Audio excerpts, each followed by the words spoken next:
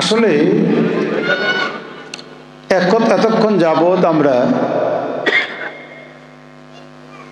আমাদের পূর্ব বক্তাদের আলোচনা মন দিয়ে শুনছিলাম।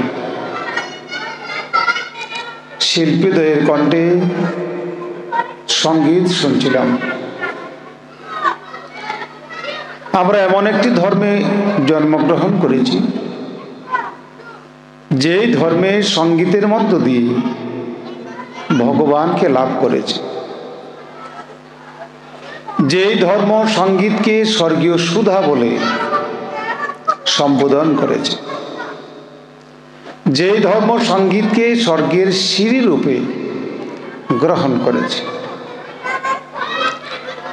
কিন্তু এই সুসঙ্গীতগুলি যদি যখন আমরা না শুনি, যখন কুসঙ্গীতগুলি শুনি, তখনই আমাদের ব্যাখ্যাটা অবব্যাখ্যা হয়ে যায়। এই জন্যেই আমাদের আজকে যে শিল্পী যেই সঙ্গীতগুলি তার কণ্ঠ দিয়ে গিয়েছেন, আমার গুরুদেব স্বামী স্বরূপানন্দ পরমহংসদেবের রচিত সঙ্গীতগুলি। এখন মঞ্চে যে কথাগুলি হয়েছে, সর্বপ্রথমে আমরা শুনেছিলাম ওমকারের কথা। আসলে ওমকার এমন একটি শব্দ, ওম এমন একটি শব্দ, যেই শব্দ উচ্চারণ না করলে অন্য কোনো মন্ত্র জীবরূপে উচ্চারিত না হয়ে জড়রূপে উচ্চারিত হয়। এই জন্যই মনঃসংহিতায় খুব সুন্দর করে বলা হয়েছে, উপনিষদেও বলা হয়েছে, যে মন্ত্রের পূর্বে ওমকারকে সংযুক্ত করা হয়নি, যেই মন্ত্রের পূর্বে ওমকারকে স্মরণ করা হয়নি, যেই মন্ত্রের সঙ্গে ওমকারকে সংযুক্ত করা হয়নি, সেই মন্ত্র জপ করা বা উচ্চারণ করা সম্পূর্ণভাবেই নিষ্ফল হয়। তাহলে আমরা যারা কৃষ্ণ ভক্ত, তাহলে আমরা কি ওমকারকে জপ করি না? গীতায় শ্রী ভগবান খুব সুন্দর করে বলেছেন, ওম নমো ভগবতে বাসুদেবাই, ওম তৎসৎ, ওম কৃষ্ণস্তু স্বয়ং ভগবান। এই যে উচ্চারণগুলি, এই উচ্চারণগুলি আমাদের ভগবান কৃষ্ণের নামের সঙ্গে বা পূর্বে ওমকারকে সংযুক্ত করা হয়েছে। যদি আপনি চণ্ডী পাঠ করেন, চণ্ডীতে লেখা আছে ওম চণ্ডিকায় নমঃ। যদি আপনি বেদ পাঠ করেন, ওখানে লেখা আছে ওমেতি ধর্মস্করম। আপনি যদি মহাভারত পাঠ করেন বা ভাগবত পাঠ করেন, ওখানে লেখা আছে ওম নারায়ণাই। অর্থাৎ সনাতন ধর্মে একদা অনেক দেবতাই ছিল না, আবার অনেক দেবতাই ছিল, কিন্তু ওমকার উচ্চারিত হওয়ার আগে ওম যে একটি শব্দ, এই শব্দ ব্রহ্ম মনি ঋষিদের হৃৎপিণ্ডের মধ্যে যখন উচ্চারিত হয়, তারই পূর্বে কোনো দেবতা বা কোনো ঋষির জন্ম হয়। এই জন্যই ওমকারকে বলা হয়েছে আদি মন্ত্র। ওমকার সাধনার চাইতে ভারতবর্ষে প্রাচীন সাধনা আর নেই। ওমকার সত্য যুগের মন্ত্র যেমন সত্য, ওমকার ত্রেতা যুগের মন্ত্র তেমন সত্য, ওমকার দাপর যুগের মন্ত্র তেমন সত্য, ওমকার কলিযুগের মন্ত্র তেমনই সত্য। আপনি যত মন্ত্রই জপ করুন, ওমকারকে বাদ দিয়ে সকল কিছু অসার এবং জড়।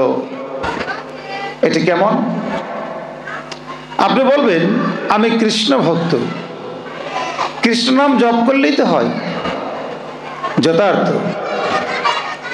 কিন্তু কৃষ্ণ ভক্ত যখন কৃষ্ণ নাম জপ করে কেন করে? শাস্ত্রে উল্লেখ করা হয়েছে আধার শুদ্ধ করার জন্যে কৃষ্ণ নাম জপ করে। এখন প্রশ্ন হলো, এই দেহটাকে শুদ্ধ করার জন্য যদি কৃষ্ণ নাম জপ করে, তাহলে দেহ শুদ্ধ করে কেন? আপনাকে যদি জিজ্ঞেস করি, ভাই এই পাত্রটা ধুয়ে নিয়ে আসো, আপনি ধুয়ে নিয়ে আসবেন। প্রশ্ন হলো, আপনি পাত্রটা ধুইলেন কেন? নিশ্চয়ই ধোয়া হয়েছে কোনো একটি জিনিস তাতে ব্যবহার করার জন্য। হয় আমি সেটিতে ভালো ফল নেব, নতুবা অন্য খাব। কিন্তু আপনি হরিনাম বা কৃষ্ণ নাম নিয়ে আপনি দেহটাকে শুদ্ধ করলেন, কেন করলেন? এই জন্যই বলা হয়েছে ওমকার যে একটি নাম, এটি ব্রাহ্মণের নাম। কারণ ব্রাহ্মণ শুদ্ধ, ব্রাহ্মণ সদাচারী, ব্রাহ্মণ পবিত্র, ব্রাহ্মণ জ্ঞানী। এই জন্য তার জন্য এই নাম। আর এই নাম কোনো শূদ্র উচ্চারণ করতে পারবে না, বৈশ্য পারবে না, ক্ষত্রিয় পারবে না। কেন পারবে না? তারা ব্রাহ্মণ উচিত জীবন ধারণ করে না। তারা তাদের দেহ, তাদের মন, তাদের প্রাণ শুদ্ধ বা পবিত্র নয়, যার জন্যে ওমকার মন্ত্র উচ্চারণ করার তার অধিকার নাই। কিন্তু বর্তমান যুগে হরিনাম বা কৃষ্ণনাম জপ করে যখন আধারকে শুদ্ধ করা হয়, শুদ্ধ করার পরে তাকে গায়ত্রী মন্ত্রে দীক্ষিত করা হয়। আর গায়ত্রী মন্ত্র যখন পড়ে তখনই তাকে গেরুয়া পোশাক, আর যখন গায়ত্রী জপ অধিকার পাওয়ার আগে থাকে সাদা পোশাক।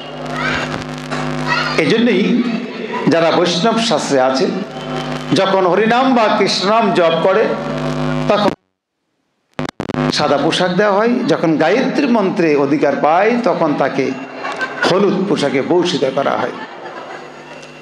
এই যে একটি বিভাজন হয়ে গেল।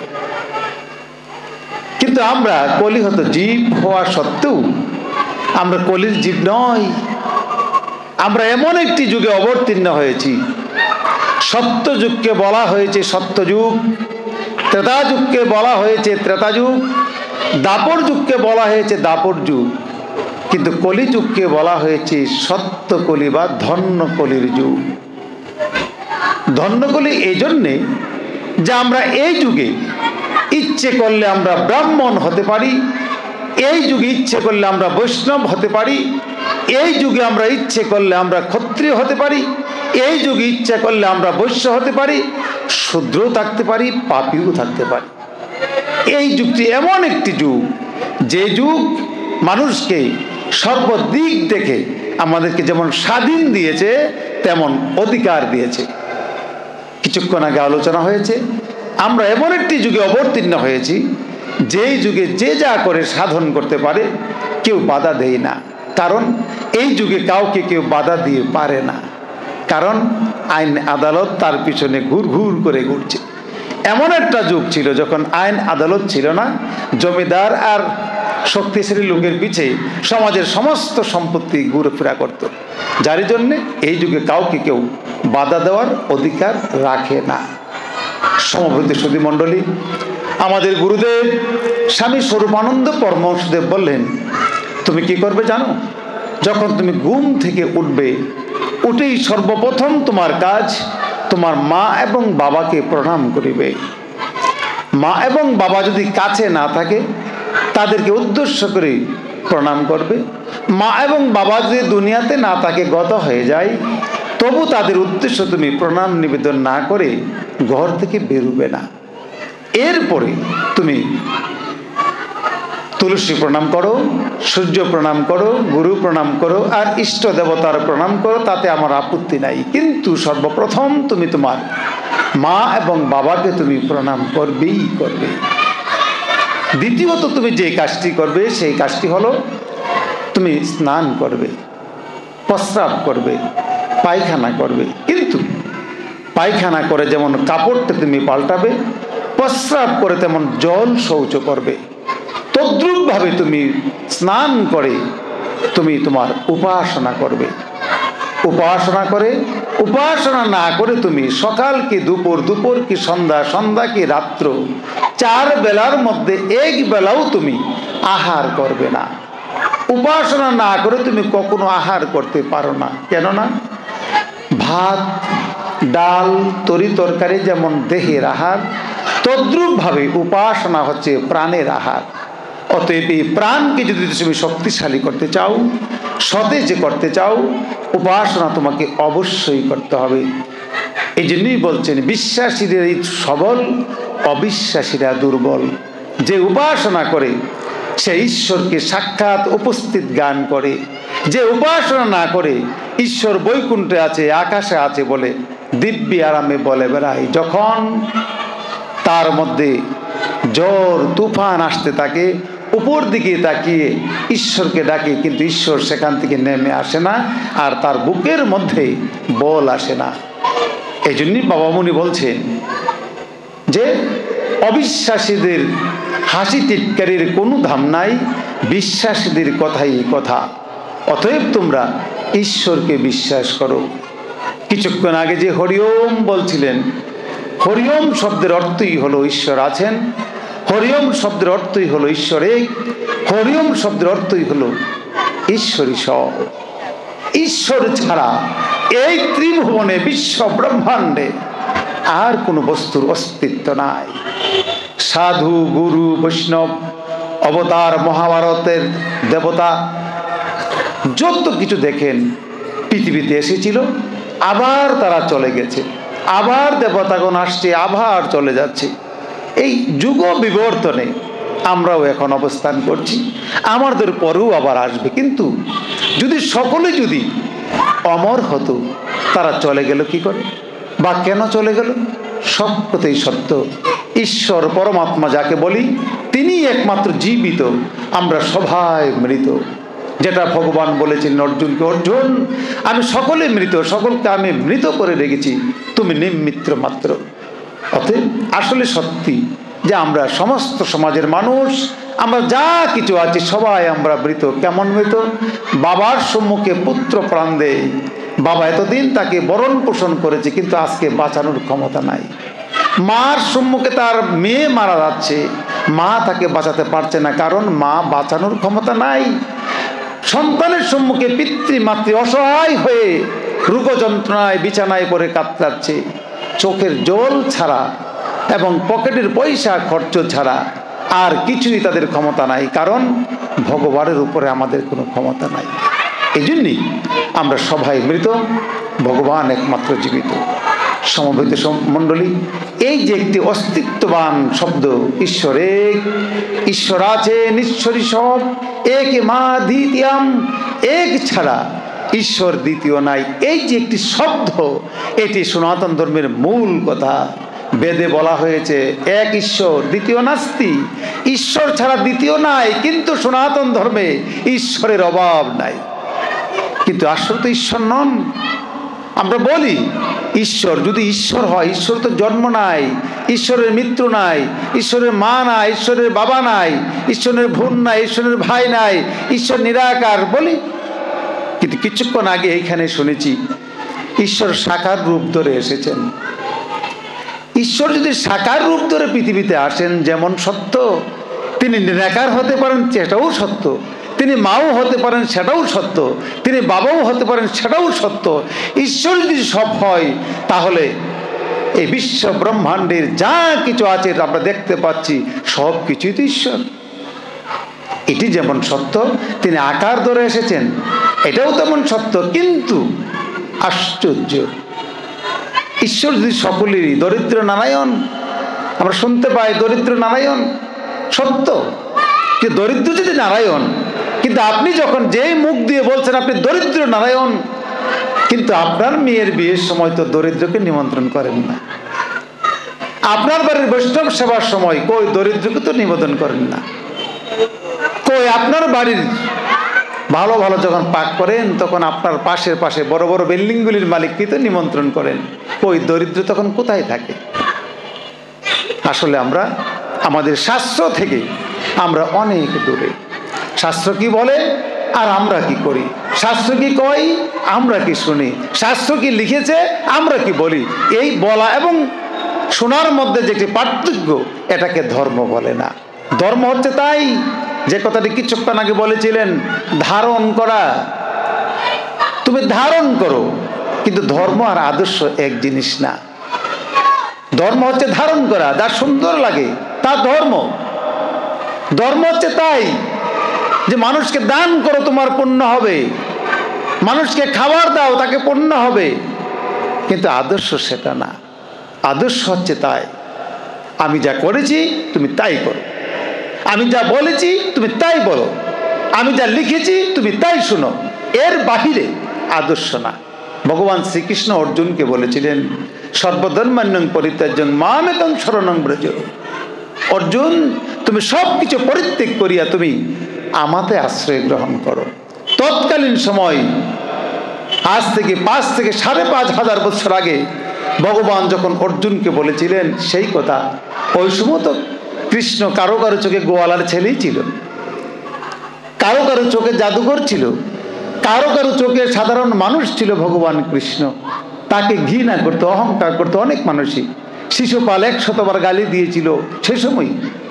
কিন্তু ওই সময় ভগবান শ্রীকৃষ্ণ সাধারণ মানুষের মতো হয়েও তিনি অর্জুনকে বলেছেন, অর্জুন তুমি ধর্মকে পরিত্যাগ করো, তুমি আমাতে আশ্রয় নাও। কারণ ধর্ম হচ্ছে এমন একটা জিনিস, আমি যদি একজনকে ফুল দিয়ে একটি ইটা মারি, ওই লোক যদি আমাকে একটি ফুল দিয়ে ইটা দেয়, এতে অধর্ম হবে না, সমানে সমান। ধর্ম হচ্ছে তাই আমি তাই, সে আমার ছেলের হাত একটি ভেঙে ফেলেছে, সে তার ছেলের হাত একটি আমি ভেঙে ফেলবো, এটা ধর্ম, অধর্ম না। কিন্তু মাফ করে দেওয়া হচ্ছে পরম ধর্ম, এটা হচ্ছে পরম ধর্ম। কিন্তু আদর্শ সেটা না। আদর্শ হচ্ছে তাই মহাপুরুষগণ যা করেছে। গৌরাঙ্গ মহাপ্রভু বলছে, নিজ আচার্য ধর্ম জীবকে শিখাই, আপনি না করিলে ধর্ম শিখানো না যায়। আমি যা করেছি তোমাদেরকে আমি তাই শিক্ষা দিয়েছি, তোমরা তাই করো। কেমনটি করো? যেমন তিনি বলেছেন, আমি সেবার পরে অর্তুকি খাই। গৌরাঙ্গ মহাপ্রভু সেবার পরে কি খেতেন? অর্তুকি খেতেন। আর এখনকার মানুষ সেবার পরে কি খায়? সিগারেট না খেলে তার ভালো লাগছে না, পান না খেলে তার মুখটি যেন কেমন লাগছে। এই হচ্ছে আমার আচরণ। গৌরাঙ্গ মহাপ্রভুর অনুসারী হয়ে আমি কি গৌরের মতো হতে পারছি? পারিনি। গৌরাঙ্গ মহাপ্রভুর জীবন দশায় তিনি কখনো তার নিজের উনুন ছিল না, চুলা ছিল না, রান্না করার চুলা ছিল না। আমাদের কি এমন কি বৈষ্ণব পৃথিবীতে এখন অবস্থান করছে যার চুলো নাই? গৌরাঙ্গ মহাপ্রভুর জীবন দশায় কোনো পাত্র ছিল না যে এখন এটাতে খেয়েছি, এটা ধুইয়ে রাখবো, আবার সেটাতে খাবো। রাখিনি। কারণ তিনি মাটির বাসনে আহার করতেন, খাওয়ার পরে বাসনটি ফেলে দিতেন। গৌরাঙ্গ মহাপ্রভুর জীবনে অর্তুকি দিয়ে যেমন মুখ শুদ্ধি করতেন, কিন্তু কোনোদিন তার জীবন দশায় 4টি অর্তুকি তার পকেটে রাখেনি। সেবা শেষ হতো, হরিদাসকে বলতো আমাকে একটি অর্তুকি দাও। হরিদাস দৌড়ে গিয়ে ঘর থেকে বিভিন্ন ঘর থেকে খুঁজে একটা অর্তুকি প্রভুকে দিতেন, প্রভু সেবা করত। কিন্তু হরিদাস হঠাৎ একদিন এক ঘরে গিয়ে অনেকগুলি অর্তুকি পেলেন, তাই তিনি লুপ বসে অনেক অর্তুকি তার পকেটে করে নিয়ে আসলেন। প্রভুর সেবা হলো, তিনি বললেন, হরিদাস আমাকে একটি অর্তুকি দাও। সঙ্গে সঙ্গে বলতে না বলতেই একটি অর্তুকি বের করে প্রভুর হাতে দিলেন। প্রভু বললেন, হরিদাস চাই চাই করি আমি, দেরি তো করো, আজকে কোনো হরিদাস তরিগরি এলো? হরিদাস আমি তো অন্যদিন যখন তোমার কাছে যাই তখন তুমি ঘুরে ঘুরে আনো, কিন্তু আজকে তো তাড়াতাড়ি কোত্থেকে আসলো? প্রভু, আমি এক জায়গায় পেয়েছি, তাই আমার পকেটে সঞ্চয় করেছি। সিনমতিস্তিং নাস্ত, আমি তোমাকে পরিত্যাগ করলাম। তুমি যে আমার জন্য অর্থকে সঞ্চয় করেছো, যার জন্য তোমাকে আমি পরিত্যাগ করলাম। প্রভু, এ অপরাধ? হ্যাঁ, আমি বৈষ্ণব, আমি বৈষ্ণব। আমি সকালবেলা যখন আহার করি, আমি জানি না দুপুরবেলা আমি আহার করতে পারবো কিনা, কারণ কৃষ্ণ পাদপদ্মে আমার মন, আমার দেহ, মন, প্রাণ সব কিছু ভগবান কৃষ্ণের কাছে দেওয়া। আমার দেহটি কখন তিনি নিয়ে যান আমি জানি না, যার জন্যে সকালে খাওয়ার পর দুপুরে খাওয়ার আশা আমি রাখি না, দুপুরে খাওয়ার পর আমি রাত্রে খাওয়ার পোষণ করি না, ঘুম থেকে ওঠার পর আবার ঘুমাবো সেই বিছানার আশা করি না। অতএব তুমি কি করে জানো আমি এখন খেয়েছি আবার খেতে পারবো? নিশ্চয়ই তুই আমার চাইতে বেশি দেখো, বেশি বুঝো, যার জন্য তোমাকে আমি পরিত্যাগ করলাম। মাত্র কয়েকটি অর্থকে সঞ্চয় করার জন্যে মহাপ্রভু হরিদাসকে পরিত্যাগ করলেন। এই হচ্ছে আমাদের গৌরাঙ্গ মহাপ্রভু। তার আদর্শ, তার ধর্ম কত সুন্দর। ধর্মটা যেমন, আদর্শ আর গভীরতা। আদর্শ হচ্ছে আমি ব্যক্তি, আমার আদর্শই আদর্শ। ভগবান শ্রীকৃষ্ণ সবাইকে ভালোবাসতেন। এই জন্যই ভগবান বলছিলেন অর্জুনকে, তুমি সব কিছু পরিত্যাগ করো, তুমি আমাতে আশ্রয় নাও। আমি কি? যে দুর্যোধন তার নিজের লোকদেরকেও ভালোবাসত এবং নিজেকেও ভালোবাসত। আর দুর্যোধন নিজের লোকদেরকেও ভালোবাসত, নিজেকেও ভালোবাসত। আর যুধিষ্ঠির মহারাজ তার নিজেকেও ভালোবাসত, নিজের লোককেও ভালোবাসত, পরের লোককেও ভালোবাসত। কিন্তু ভগবান শ্রীকৃষ্ণ বিশ্ব ব্রহ্মাণ্ডের সকলকে তিনি ভালোবাসত, যার জন্য তিনি বললেন, তুমি ধর্মকে আশ্রয় না করিয়া তুমি আমাতে আশ্রয় করো। আমি বাস্তব শিক্ষা ছাড়া, যেটা আমাদের ছেলেরা প্র্যাকটিক্যাল বলে, এই প্র্যাকটিক্যাল ছাড়া শুধু লেখালেখির শিক্ষা কারো জীবনে দর্শন শাস্ত্রতে উন্নতি করতে পারে না। যার জন্য আমরা আজকে আমাদেরকে বাস্তব দর্শন শিক্ষা করতে হবে।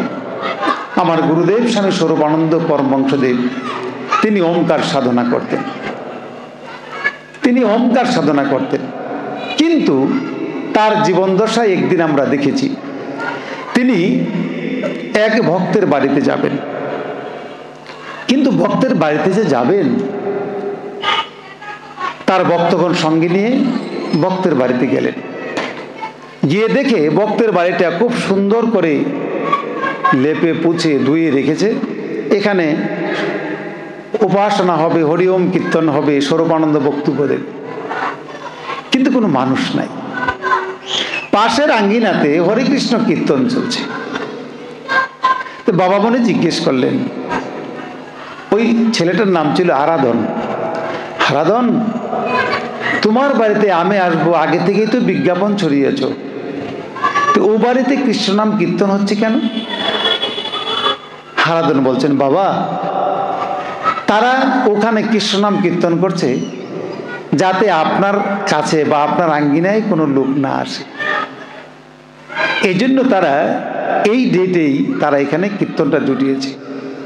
আমি বহু অনুনয় বিনয় করে তাদের কিছু বলতে চেষ্টা করেছি যে আপনারা অন্যদিন কীর্তনটা করেন, আজকে করবেন না, কিন্তু তারা আমার কথা শুনলো না।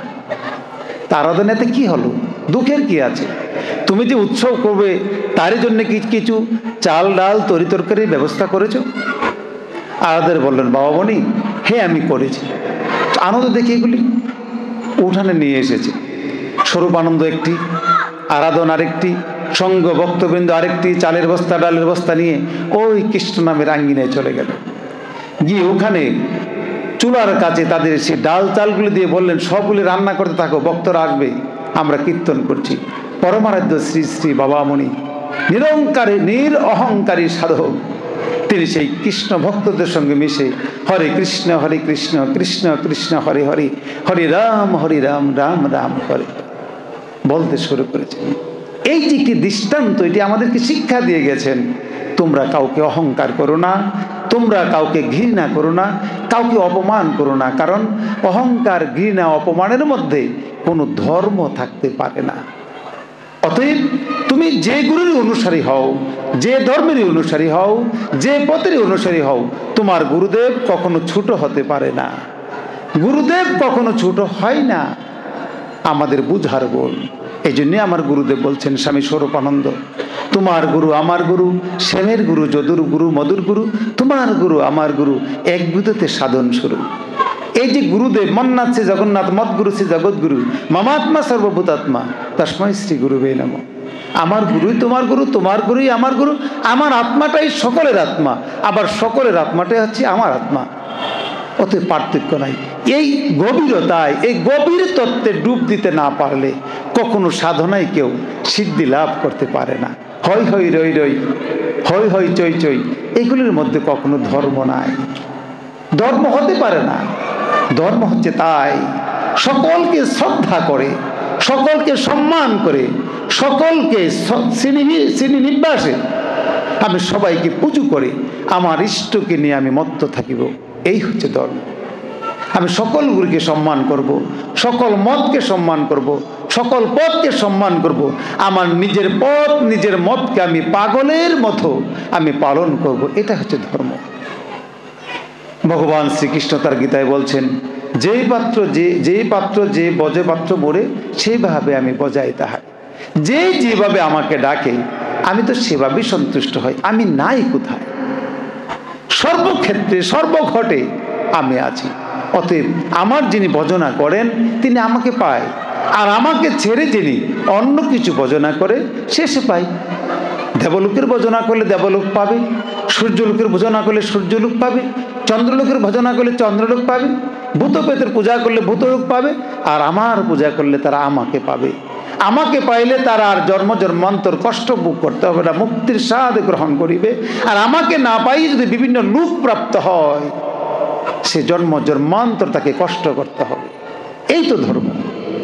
এখন আমি যদি অধর্ম করি, আপনার কি লুস্কান আছে? আপনি যদি অধর্ম করেন, আমার কি লুস্কান আছে? নাই। অতএব আমি যদি আমার ধর্ম করি, আপনি যদি আপনার ধর্ম পাগলের মতো করেন, আপনারও লাভ হবে, আমারও লাভ হবে। কিন্তু আপনি যদি আমাকে নিয়ে কটূক্তি করেন, আমাকে নিয়ে যদি নিন্দা করেন, তা আপনার পাপ হবে। গৌরাঙ্গ মহাপ্রভু বললেন যে যে যার সম্বন্ধে সমালোচনা করে, যে যার সম্পর্কে আলোচনা করে, যে যার নিন্দা গিয়ে বেড়ায়, সে তার পাপ হরণ করে। এই যে আপনি জেনে বা না জেনে, বুঝে বা না বুঝে, আরেকজনের কাছে শুনে আপনি আরেকটি মানুষের নিন্দা করছেন, আপনি তো তার পাপটা সংগ্রহ করছেন। আপনি পাপী হয়ে যাচ্ছেন, আমি পাপী হয়ে যাচ্ছি। অতএব সমালোচনা যদি না করি আমরা একে অপরের, তবে তো আমরা নিষ্পাপ থাকতে পারি। এখন যদি নিষ্পাপ থাকতে পারি তবেই তো আমাদের পুণ্য। আপনারা মহাভারত দেখেছেন, ভগবান শ্রীকৃষ্ণ দাঁড়িয়েছিল, শিশুপাল একটু দূরে দাঁড়িয়ে দাঁড়িয়ে ভগবানকে কিভাবে বকছিল, ভগবান নিন্দা স্তুতি করছিল, করে নাই? করেছে। এইদিকে শিশুপাল ভগবানের নিন্দা স্তুতি করছে, আর এইদিকে ভগবান গণছে 1 2 3 4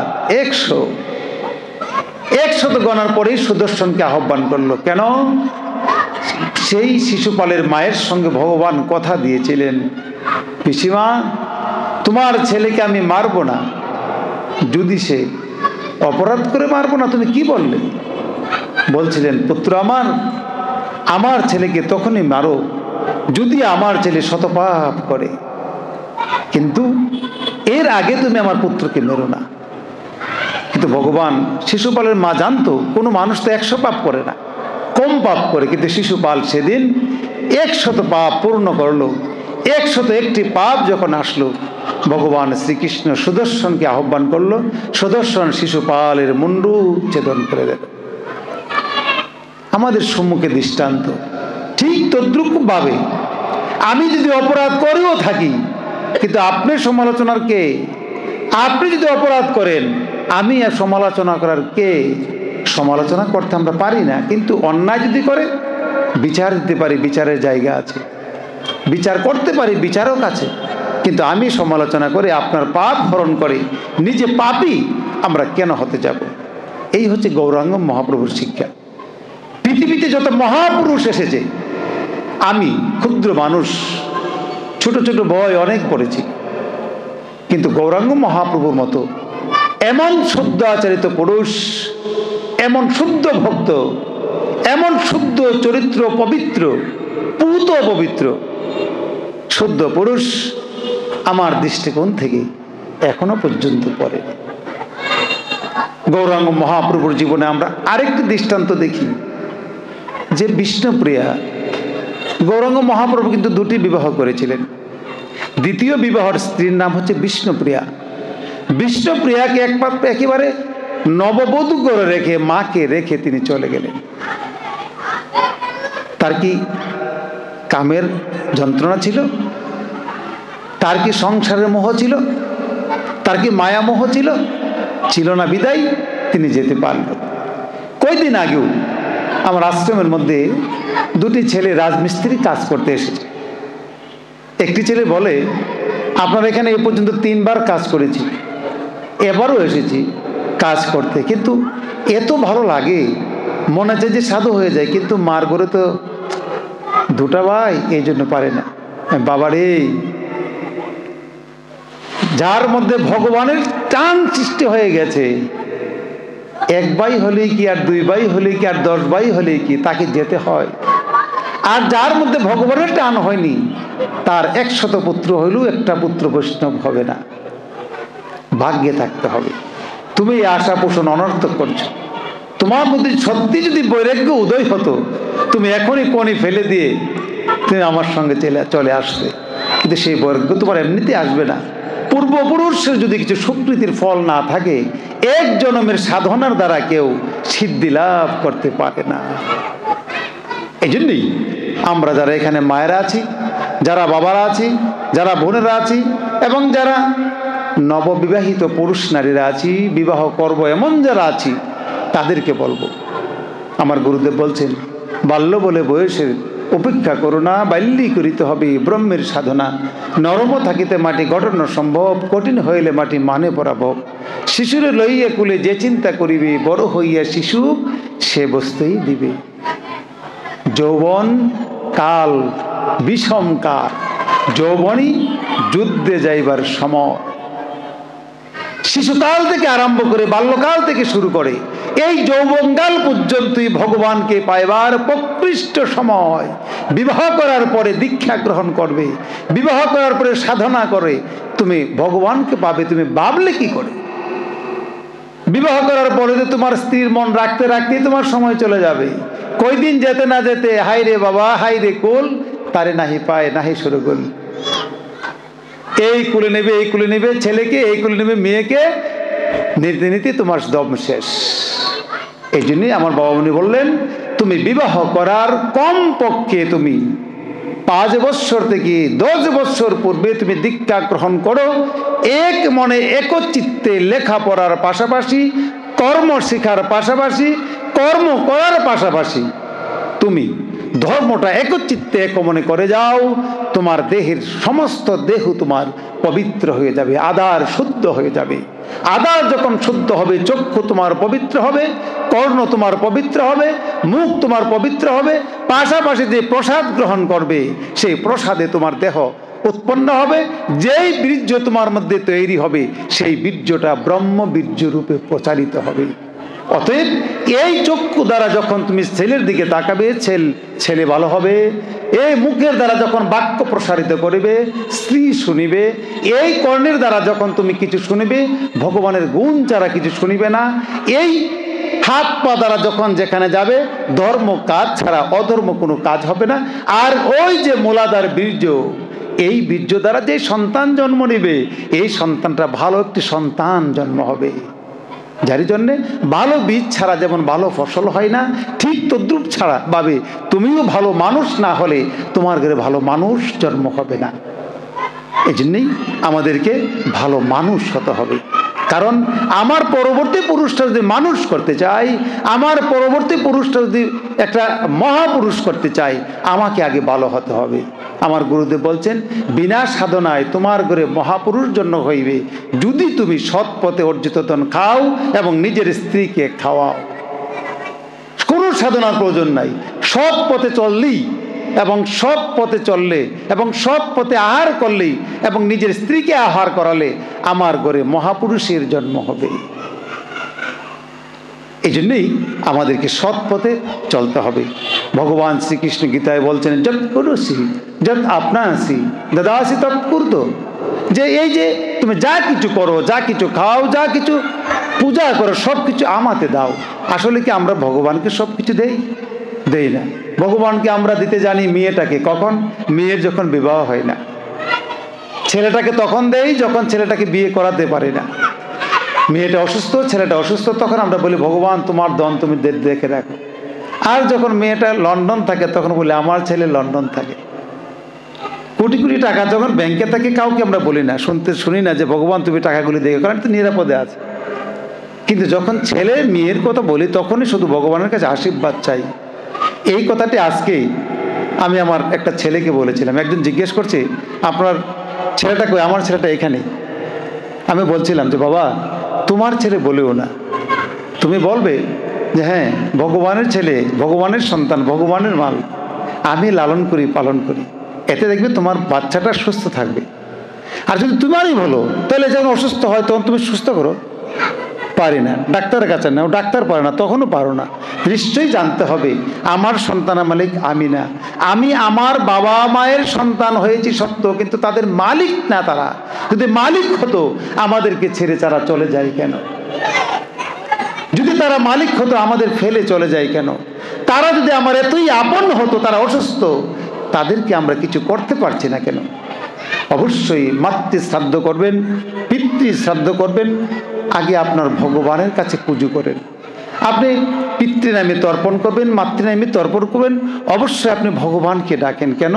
মায়েরও যিনি ভগবান, পিতারও তিনি ভগবান, আমার যিনি ভগবান, আমার পূর্বপুরুষের তিনি একমাত্র ভগবান। ভগবান এক এবং অদ্বিতীয়।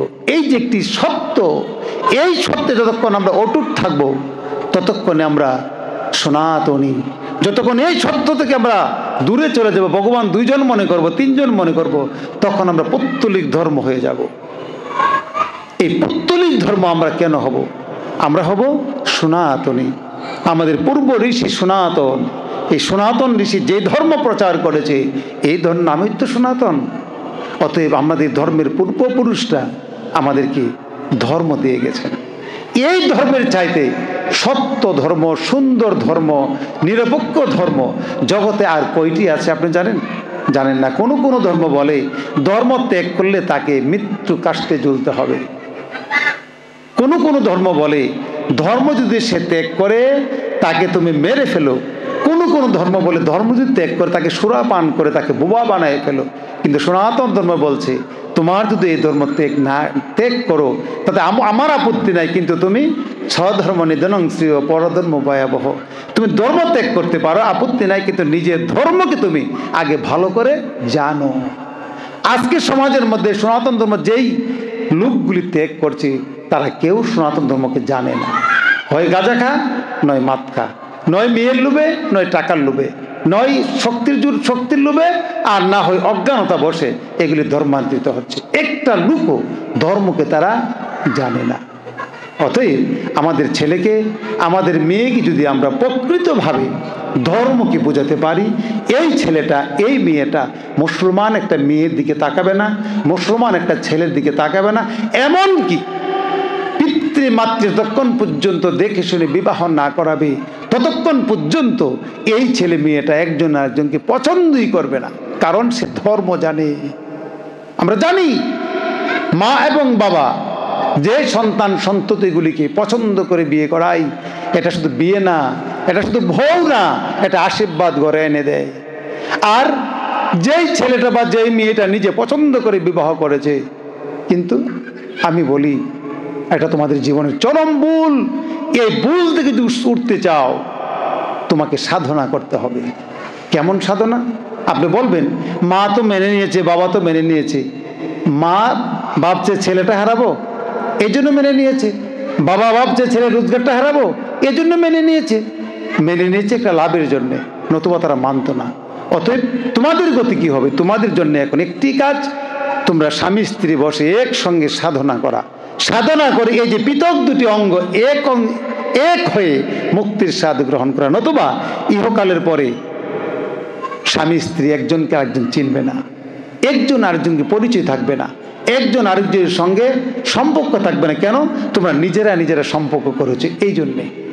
আর যে মা এবং বাবার সম্পর্ক করা, তো যদি স্বামী স্ত্রী মিলন না হয়, মা এবং বাবা তাদের শ্রম, জ্ঞান, বুদ্ধি সব কিছু ঢেলে তার পুত্র এবং পুত্রবধূকে মিলিয়ে দেয়, এটা তাদের আশীর্বাদ। অতএব আমাদেরকে ধর্ম করতে হবে। আমাদের শাস্ত্রে বলছেন নিঃসংশয় মিথ্যা নয়, যথা ধর্ম তথা জয়। ধর্ম ছাড়া সত্য যুগে যেমন জয় ছিল না, ত্রেতাতেও ছিল না, দ্বাপরেও ছিল না, কলিযুগেও না। যেই ছেলে ধর্ম করে না, এই ছেলের দ্বারা ইহকাল কিং পরকাল কোনো কালই কারু জয় হয় না। ধর্ম আমাদের করতেই হবে। আপনি একটু লক্ষ্য করে দেখবেন, আপনার জ্ঞানের সঙ্গে মিশিয়ে দেখবেন, আপনার পাশের বাসার যেই ছেলেটা ধর্ম করে তার মাকে সে সেবা দেয়, যেই ছেলেটা ধর্ম করে তার মা এবং বাবাকে সে প্রণাম করে, যেই ছেলেটা ধর্ম করে পাশের বাড়ির মাদেরকেও সম্মান করে, বাবাদেরকেও সম্মান করে। আর যেই ছেলেটা ধর্ম করে না, তার কাছে শুধু অজুহাত, জমি বিক্রি করে ছেলেকে চাকরি নেওয়া দিল, এখন ঢাকার শহরে থাকে আর বলে তার খরচের পয়সা হয় না, চলবে কি করে? এই হচ্ছে পুত্র। আমাদের রামায়ণে বলা হয়েছিল পুত্র নয় মূত্র, একই রাস্তা দিয়ে আসে, হয় সেটা মূত্র আর না হয় সেটা পুত্র। যেই পুত্র মায়ের সেবা দেয় না, মায়ের খোঁজ খবর নেয় না, বাবার সংবাদ নিতে চায় না, এগুলিকে পুত্র বলা যায় না, এগুলি মূত্র। এরা মানুষ হয়েছে, লেখাপড়া শিখেছে, কিন্তু ধার্মিক হয়নি। যে ধার্মিক হতো, মাতৃপিতৃ প্রতি যে কি কর্তব্য দায়িত্ব এটা সে শিখত। যদি ধর্ম করতো, সে জানতো তার মা বাবাকে তাকে কিছু করতে হবে। এই যে শাস্ত্র, এই শাস্ত্রটা আমাদের ছেলেরা জানে না বিদায়, ধর্ম জানে না বিদায়, কর্ম জানে না বিদায় আমাদের ছেলেগুলি মা এবং বাবা, শ্বশুর এবং শাশুড়ি অবহেলা করে, নিজ ধর্মকে পর্যন্ত তারা অবহেলা করে ত্যাগ করে চলে যায়। কারণ আপনার ছেলে মেয়েটাকে সব শিক্ষা দিয়েছেন, ইঞ্জিনিয়ার বানিয়েছেন, মাস্টার বানিয়েছেন, ডাক্তার বানিয়েছেন, পুলিশ বানিয়েছেন, আর্মি বানিয়েছেন, কিন্তু তাকে ধার্মিক বানাননি, যার দরুন সে ধর্ম জানে না। যেই ছেলে ধর্ম করে, এই ছেলে যদি সারাদিনে 200 টাকা রোজগার করে, ওখান থেকেই 10 টাকা তার মাকে দেয়। যেই ছেলে ধর্ম করে মাত্র 500 টাকা রুজি করেছে, ওখান থেকে 100 টাকা মা বাবাকে দেয়। আর যে ধর্ম করে না, 5000 টাকা রোজগার করলেও তার 1 টাকা মা বাবার সেবায় লাগে না। এই জন্যই আমাদের আজকে ধর্ম করা অত্যন্ত প্রয়োজন। আপনি বলবেন আমি কোন ধর্ম করব? আমরা সহজ সরল উদাহরণ, সনাতন ধর্ম মাত্র একটি। আমাদের ধর্ম কয়টি? মাত্র একটি, সেটির নাম সনাতন ধর্ম, প্রচলিত নাম হিন্দু ধর্ম। কিন্তু আমাদের ধর্মের মধ্যে বিভিন্ন মত, বিভিন্ন পথ আছে, ভিন্ন ভিন্ন মত, ভিন্ন ভিন্ন পথ থাকতে পারে, ধর্ম মাত্র একটি। অতএব আপনি যে মতে, যে পথেই আপনি সাধন পেয়ে থাকেন, সেই মতে, সেই পথে আপনি সাধন করুন। সব মতেই ভগবানকে পাওয়া যায়, এমন কোনো মত নাই যে ভগবানকে সে পায়নি, ভগবানকে পাওয়া যাবে না। শ্রী শ্রী ভগবান বলছেন যে আমাকে কেউ যদি বৃক্ষের পূজা করে, এই পুজোও আমি গ্রহণ করি, কেউ যদি চন্দ্রের পূজা করে, এই পুজো আমি গ্রহণ করি, কিন্তু তারা আমাকে পায় না, চন্দ্রকে পায়। কিন্তু আমি মনমনোমুক্তা, আমি ছাড়া আর প্রভু না, আমি ছাড়া ত্রিভুবন আর কেউ নাই তো। অতএব সব কিছু আমিই পাই, কিন্তু এই পাওয়াটা সরাসরি পায় না, ঘুরে ফিরে পায়, যার দরুন তারা আমাকে না পেয়ে ওই ওদেরকে পায়। এই জন্যই আমাদেরকে সবাই, প্রত্যেকের ঘরে গীতা আছে, প্রত্যেকের ঘরে ভাগবত আছে, আপনারা আপনাদের ছেলে মেয়েগুলিকে ধর্ম শিক্ষা দিন। ধর্ম ছাড়া এই সুন্দর বাড়ি রক্ষা করতে পারবে না। আপনি কত কষ্ট করে বাড়ি কিনেছেন, কত কষ্ট করে বিল্ডিং করেছেন, কত কষ্ট করে ব্যাংকের মধ্যে টাকা জমা করেছেন, আপনি কত কষ্ট করে ছেলেটাকে লেখাপড়া করে উচ্চ শিক্ষিত বানিয়েছেন, কিন্তু ছেলেটা হয়ে গেল জুয়াখোর, হয়ে গেল নারীখোর, হয়ে গেল মদখোর, হয়ে গেল গাঁজাখোর। এই যে হয়ে গেল, এখন কি আশা করতে পারেন আপনার এই সুন্দর বিল্ডিং সে রাখতে পারবে? কারণ এই যে নেশাগুলি নিষেধ কেন? নিষেধ তো এই জন্য মানুষের জ্ঞানকে লুপ করে দেয়, মানুষের বুদ্ধিকে হ্রাস করে দেয়, মানুষের আয়ুকে কমিয়ে দেয়, মানুষকে দুর্বল করে দেয়, মানুষকে মানহীন করে দেয়, সম্মানহীন করে দেয়। যার জন্য লোক সমাজে লোকটার সম্মান পায় না, অর্থ থাকে না, বিত্ত থাকে না, জ্ঞান থাকে না, বুদ্ধি থাকে না, তখন তাকে ঠকিয়ে তার কাছ থেকে তাকে ঠকিয়ে সহজে তার সম্পদ ওই জ্ঞানী লোকেরা হরণ করে নিতে পারে। যার জন্য সেগুলি নিষেধ। নতুবা আপনার প্রসাদে আপনি খাবেন, আপনি মরবেন, আমাদের লোকসান কি? আমাদের লোকসান এটাই, আমার সমাজের, আমার ধর্মের একটা মানুষ শক্তিহীন ভক্তিহীন হয়ে আজ নষ্ট হয়ে যাচ্ছে। এটাই আমাদের দুঃখ। আমরা এখানে স্বরূপানন্দের শিষ্য বাড়ানোর জন্য এখানে আসিনি, বই বিক্রি করতে এখানে আসিনি। আমার ছেলেটি কয়েকটা বই দেখিয়েছিলেন, আমি মন থেকে বলছি, অন্তর থেকে বলছি, আপনারা আপনাদের ছেলের জন্যে, নাতির জন্যে, স্ত্রীর জন্যে, পুত্রের জন্য ওখান থেকে বই নিয়ে যাবেন। যাদের টাকা নাই তাদের টাকা লাগবে না, আর যাদের টাকা আছে, যা আছে তাই দিবেন, দিয়ে ওখান থেকে বই নিয়ে যাবেন। মন থেকে বলছি, যদি না দেয় আমাকে বলবেন, তো ওখান থেকে বই নিয়ে যাবেন। যে বইটা আপনার পছন্দ হয় ওখান থেকে ওই বইটাই নিয়ে যাবেন, কোনো সমস্যা নাই, কিন্তু একটা বই নেবেন। আমি বই বিক্রি করে এখানে টাকা রোজগারের জন্য আমি আসিনি। আমি আসছি যে যে ধর্মে আছে, যে যে পথে আছে, যে যে গুরুদেব গ্রহণ করেছে, সে গুরুদেবকে নিয়ে এসে চলুক, সাধনা করুক, মানুষের মতো মানুষ হোক। আমার গুরুদেব বলছেন, আমি মানুষ চাই সৎ কাজে যার লজ্জা নাই, আমি তেমন মানুষ চাই ঘৃণা লজ্জা ভয় যার নাই। যার ঘৃণা নাই, লজ্জা নাই এবং অহংকার নাই, আমি তেমন মানুষ চাই। মান অভিমান নাই, আমি তেমন মানুষ চাই। আমি তেমন মানুষ চাই যিনি সৎ কাজে লজ্জাবোধ করে না। অতএব আমাদের যত লজ্জা, সমস্ত লজ্জা হচ্ছে সৎ কাজের মধ্যে, অসৎ কাজে আমাদের কখনো কোনো লজ্জা নাই। অতএব আমাদেরকে সৎ কাজে আগ্রহী হতে হবে, সৎ কাজ আমাদেরকে করতে হবে। সমবেত সুধীমণ্ডলী, সৎ কাজ ছাড়া জীবনে সব কিছু বাদ। কিছুক্ষণ আগে আমাদের গোসাইজি ব্যাখ্যা করেছিলেন ওম তৎসৎ, অবশ্যই সত্য। ওম পরম ব্রহ্ম তৎমাকে সৎ সত্যভাবে এই পরব্রহ্মকে আমি আমার সত্য কিছু দিয়ে বর্জনা করার নামই হচ্ছেন ওম তৎসৎ। এই যে ওম তৎসৎ, আমি আমার সত্য বস্তু দিয়ে পরব্রহ্মের সাধনা করতে হবে, মিথ্যা বস্তু দিয়ে সাধনা করা যাবে না। যেই কথাটি তুলেছিলাম, এই মন্ত্র ব্রাহ্মণের মন্ত্র, কিন্তু আমরা তো ব্রাহ্মণ সন্তান নই। এখন কি করা? ব্রাহ্মণকে নবগুণ যার আছে সে হচ্ছে ব্রাহ্মণ। যে তপস্যা করবে তিনি ব্রাহ্মণ, যিনি পবিত্র থাকবে তিনি ব্রাহ্মণ, যিনি সত্য বলবে তিনি ব্রাহ্মণ, যিনি ঈশ্বরকে বিশ্বাস করবে আস্তিক্য তিনি ব্রাহ্মণ, যিনি সব সময় মানুষকে ক্ষমার দৃষ্টিকোণ থেকে দেখবেন তিনি ব্রাহ্মণ। আর এই গুণগুলি যার নাই তিনি ব্রাহ্মণ হবে কি করে?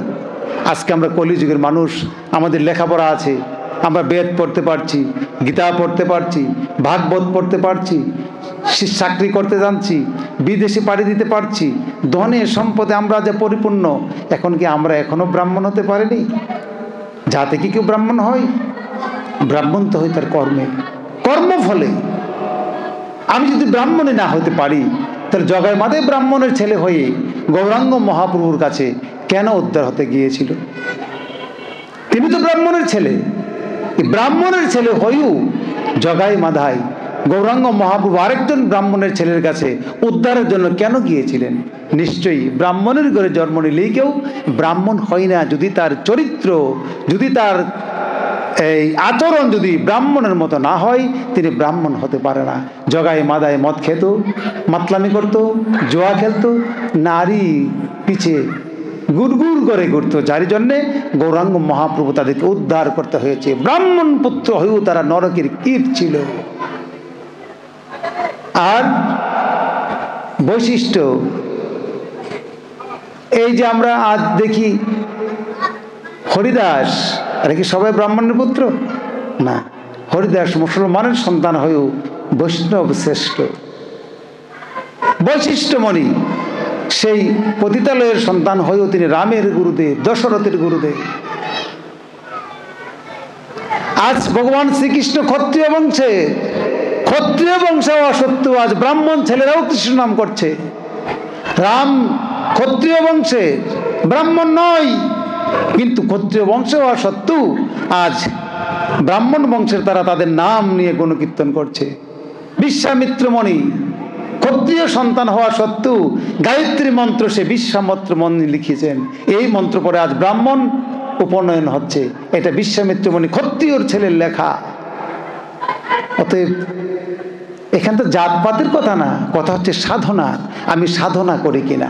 যদি আমি সাধনা করি, আমি সেই শূদ্রের ছেলে হয়েও আমি ব্রাহ্মণ, আর যদি সাধনা না করি ব্রাহ্মণের ছেলে হয়েও আমি শূদ্র। অতএব এটাই আমার গুরুদেব বলছেন, তোমরা ব্রাহ্মণ হও, জাতিতে ব্রাহ্মণ নয়, গুণেতে ব্রাহ্মণ। এই ব্রহ্ম গায়ত্রী মন্ত্র তোমরা যারা পড়বে, তোমরা সঙ্গে সঙ্গে ব্রাহ্মণে উপনীত হবে। আর ব্রাহ্মণ উচিত জীবন ধারণ তোমাদেরকে অবশ্যই অবশ্যই করতে হবে। আমরা যারা স্বরূপানন্দের অনুসারী, আমরা যেই কথাগুলি বললাম 9টা নবগুণ, এই নবগুণের মধ্যে আমরা চলার চেষ্টা করি। যাদের ভাগ্য ভালো তারা 100ভাবে অখণ্ড হতে পারছে, আর যাদের ভাগ্য ভালো না এই রাস্তায় এসেও তাদের কিছুই তাদের হলো না। অতএব আমরা যারা অখণ্ড দীক্ষার দীক্ষিত, আপনাদের সকলের প্রতি আমার অনুরোধ একটাই শুধু, জেনে বা না জেনে, বুঝে বা না বুঝে, জ্ঞাত বা অজ্ঞাত আসারে যেভাবেই হোক আপনি এই লাইনে এসেছেন, আপনাকে আজ থেকেই আপনি সাধনায় মত্ত হতে হবে। আপনি কি করেন? অটো চালান না রিক্সা চালান, চাকরি করেন না ব্যবসা করেন, এটা আমাদের বিষয় না। বিষয় হচ্ছে আপনি মানুষ। আপনার জন্য যে স্বর্গ, সকলের জন্য তো এই স্বর্গই। সকলের জন্য যে বৈকুণ্ঠ, আমার জন্য তো সেই বৈকুণ্ঠই। ভগবান তো আর ওখানে রিক্সাওয়ালাদের বৈকুণ্ঠ একটা, আর রিক্সা ছাড়াওয়ালাদের বৈকুণ্ঠ আরেকটা তো করেনি। তিনি সবার জন্য তো একটাই করেছেন। অতএব আপনি সাধনা করুন। ভগবানের কাছে জাতের বিচার নাই। আমার গুরুদেব বলছেন ভগবানের কাছে জাতের বিচার নাই। অতএব আমরা যে জাতপাতে জন্মগ্রহণ করিয়া থাকি না কেন, আমরা সকলেই একজন অমৃতস্য পুত্রা, অমৃতের আমরা পুত্র, এক পথের আমরা যাত্রী, আমরা সকলেই সনাতন। সবাই ভালো থাকবেন এই আশা করি। জয় গুরু।